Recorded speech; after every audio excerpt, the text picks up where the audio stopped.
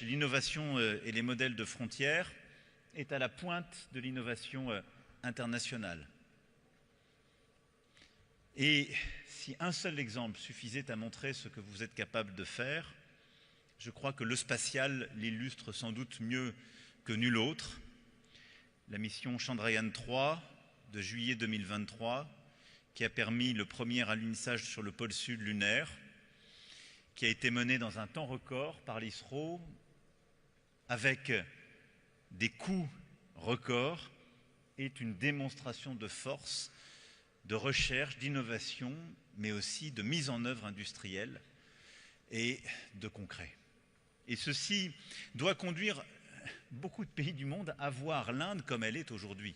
Pas simplement un pays qui fournit des talents ou qui peut encore fournir, ce qu'il continue à faire, des talents de sous-traitance industrielle ou technologique. Non, un très grand pays d'innovation qui bâtit lui-même des modèles de rupture et qui est devenu incontournable.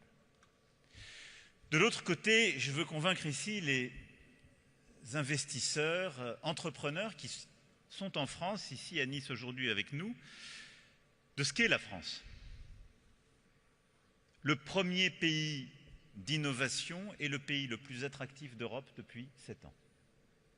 Nous l'avons encore montré il y a quelques semaines avec Choose France et 93 milliards d'euros d'investissement confirmés. Depuis 7 ans, la France est le pays le plus attractif de notre Europe. Nous sommes le pays qui est le plus en pointe sur l'intelligence artificielle, qui de très loin a créé le plus d'entreprises, suscité le plus d'investissements et créé le plus d'emplois.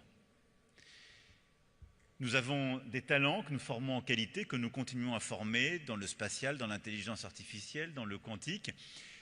Et nous avons une force dans l'économie contemporaine, c'est que la France produit et exporte une énergie pilotable la plus décarbonée d'Europe, largement grâce au nucléaire.